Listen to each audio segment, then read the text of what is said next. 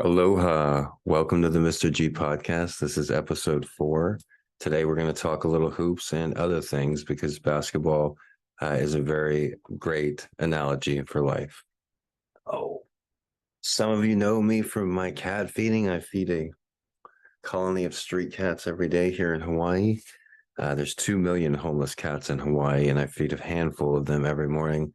I've been doing so for 4 years now. But this podcast is not necessarily, it's not at all about cats. Cats might come up, they might jump on my lap here. But this podcast is mainly about basketball and other things. It's not about basketball either. I'm just talking about basketball now because that's been on my mind. It's the playoffs. It's mid-May. I've spent a good portion of my life watching basketball this time of year. The only time I haven't watched basketball since in May, since the year 1988, 89 was the year 2020, when the NBA playoffs seemed to lost their mind.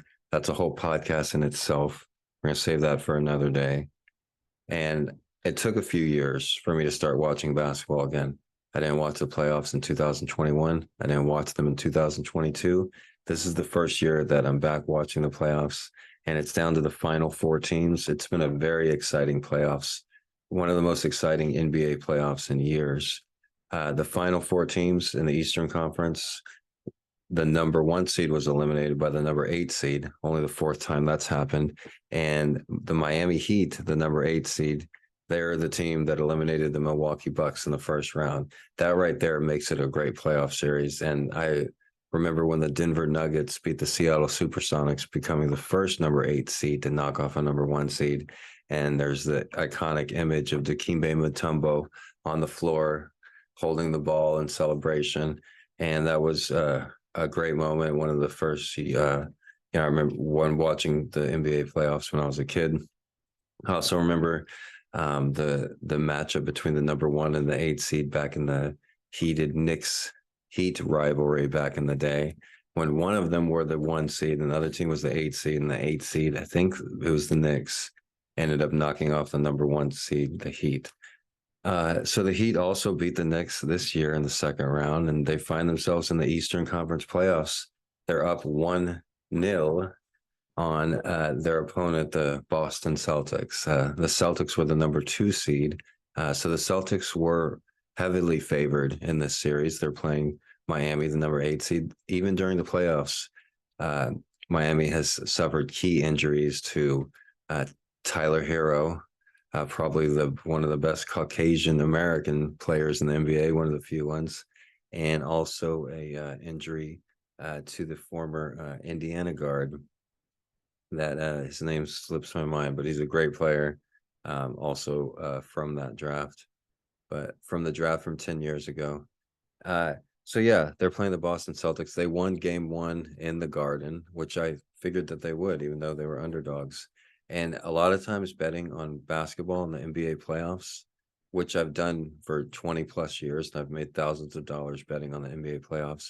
But one great trick that you can do normally, not in this particular game, is in a 7-game playoff series, if the road team wins game 1, and then, they play the first 2 games at home, whoever has home court, and then they play the next 2 games on the road for the team that doesn't have home court advantage. And then game 5 is played at the team with home court advantage. Game 6 is played at the team that doesn't have home court advantage. And then the final game 7, if it goes that far, is of course played with the team with the home court advantage. So in betting on basketball, in particular the NBA playoffs, when a road team like the Miami Heat wins game 1 on the road, the home team that is already supposed to be the better team with home court advantage, usually, like, if it's some crazy stat, like 80-90% of the time, they will cover the line in game 2 because they're not going to go down 0-2. They're not going to lose. Most likely, they're not going to lose 2 straight games at home.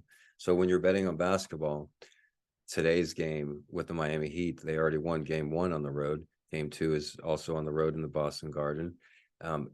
If I was betting, I would say the best thing to do would be bet on the Boston Celtics to cover whatever spread it is, even if it's 10, 12 points. But also at the same breath, Jimmy Butler, my favorite basketball player in the current NBA, I'm cheering for him. So I'm not going to bet against him either way. I'm cheering for the Heat. And this is one of those moments where Jimmy Butler, his whole career, he's kind of been on borrowed time, as the expression goes. He wasn't supposed to be here. And I see him at the end of these like close games. He's so clutch with 3-point shots, with free throws. And there was a close game a week or two ago, and he had to make 2 free throws, and there was like no time on the clock. And I looked at him, and normally an expert in nonverbal communication. So I can normally look at a person and see if they're sweating, see if they're stressed, and see if, and normally a player does not want the ball at that moment. They don't want to go in the free throw line in front of everybody and shoot the shots. But I noticed with Jimmy Butler, he wanted the ball. He wanted to take those free throws. And that's something that you don't see in sports, but it's kind of like he's on borrowed time. Jimmy Butler is one of the few professional athletes that spent some of his life homeless. I mentioned him yesterday. There's a famous Sports Illustrated article talking about how he grew up. And at a certain age, Jimmy Butler's biological mother looked at him and said, "I don't like the looks of you. You got to go." And he found himself homeless. From what I gathered from the story, he lived at a few different places, including a laundromat. And one of his friend's parents took him in and made him one of their own kids. And that's who he considers who his mom is and who his family is. It's not the person that was his biological mother.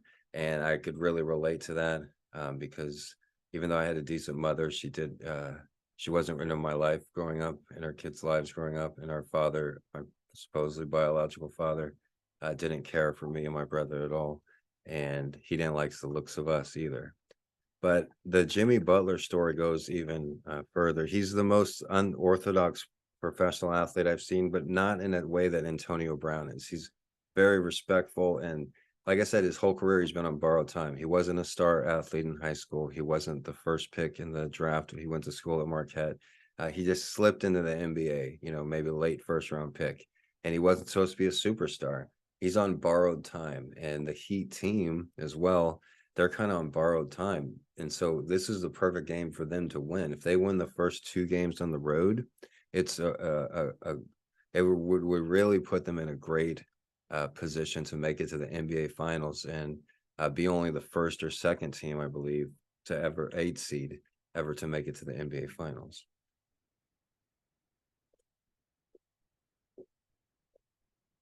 I'm pretty sure a number 7 seed has never made it to the NBA Finals either.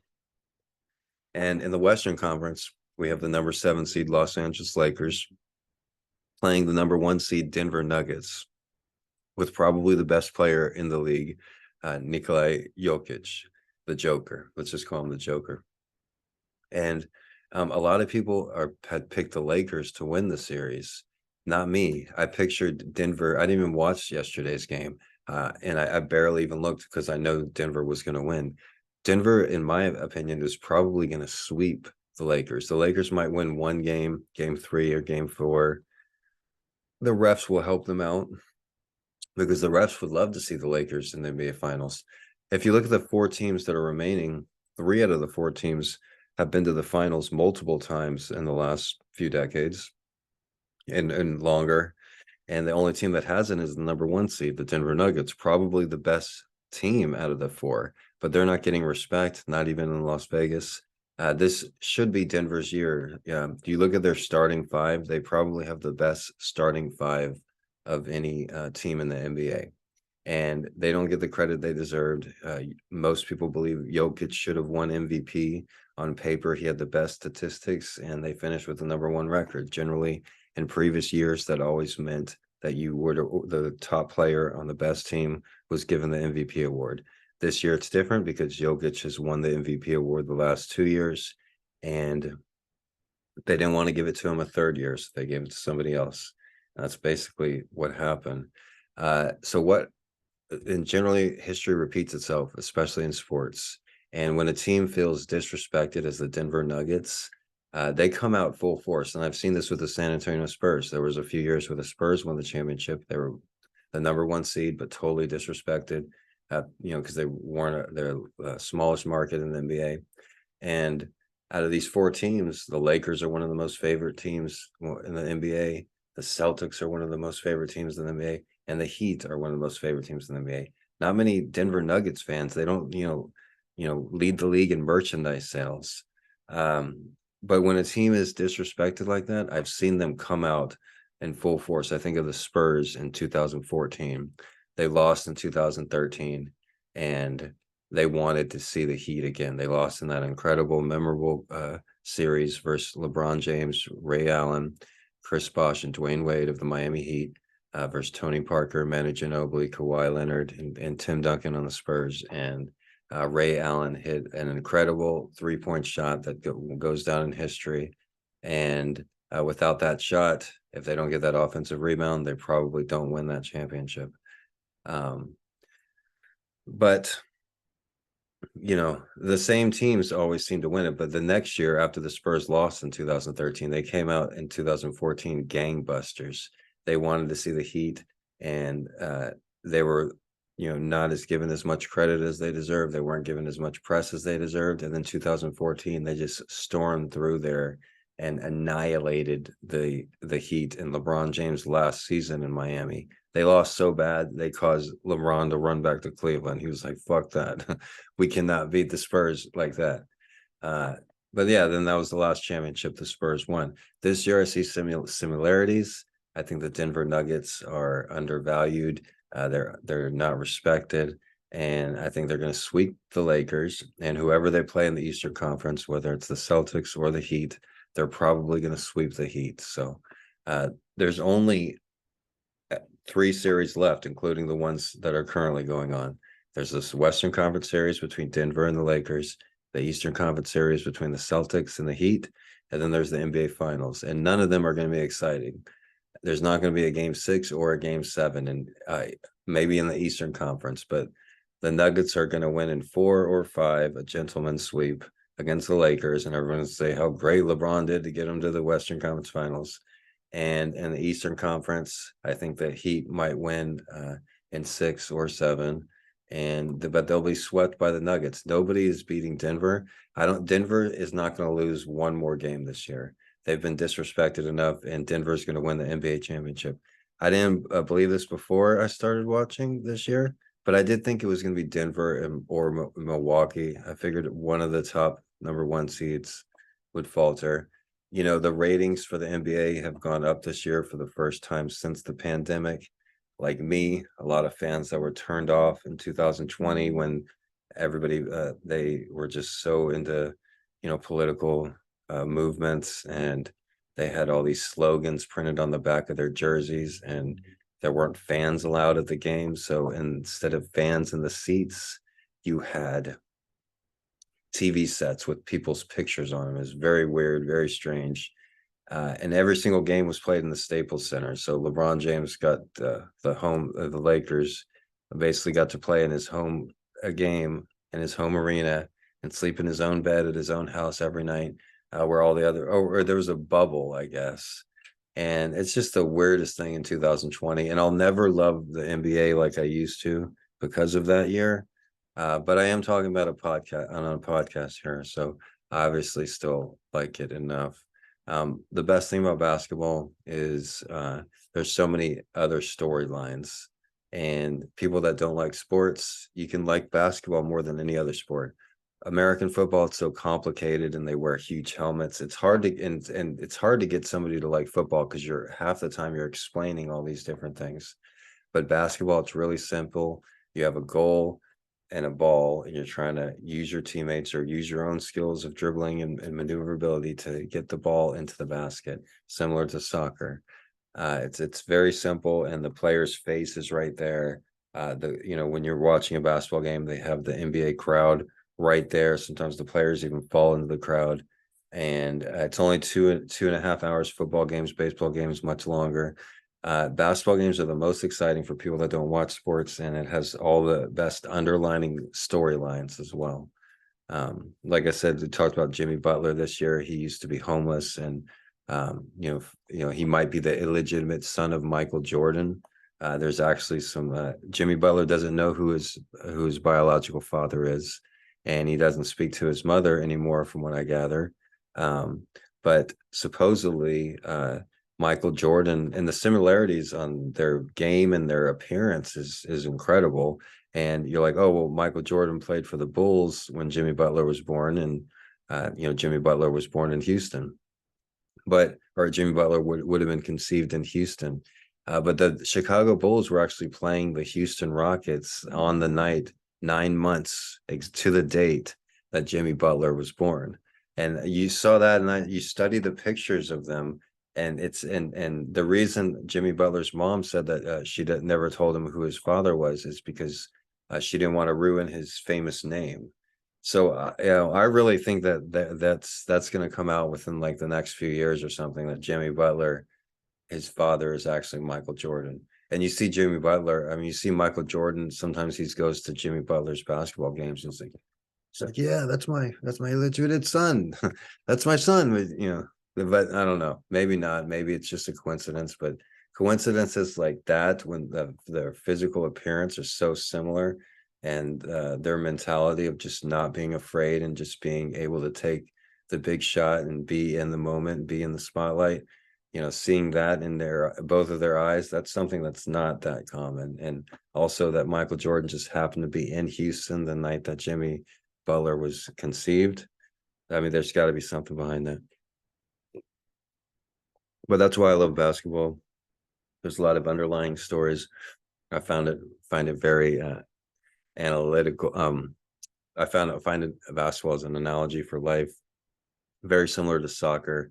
When you're playing soccer, you want to get the ball into the goal. Sometimes you have enough skill and talent by yourself to do it, but a lot of times you need help. You need teammates. You need somebody that knows what they're doing. You need a coach.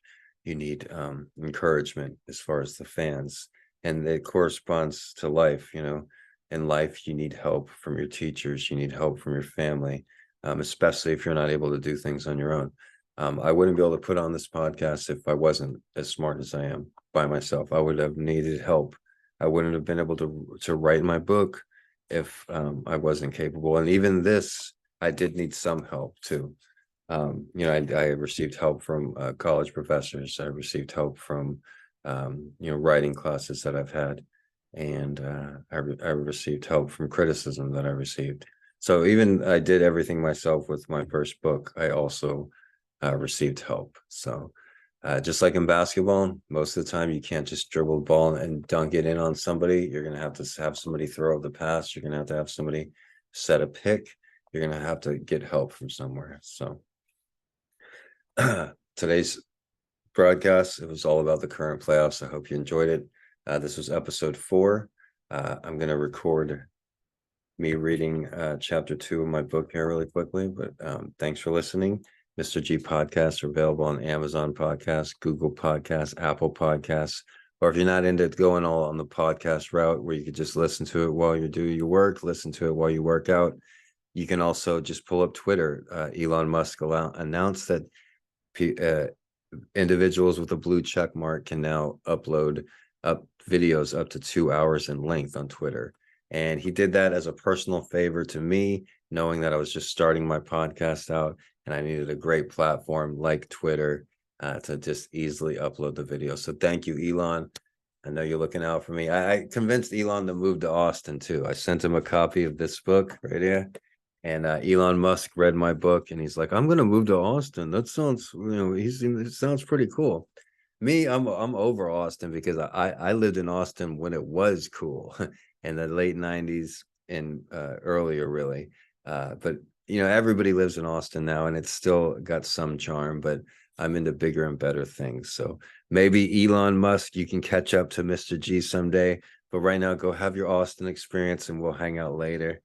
Thanks for watching, everybody, and you have a great day. Aloha. Don't forget to check out all the wonderful things that I do online and with this podcast and with all of my videos. Everybody have a great day and shoot.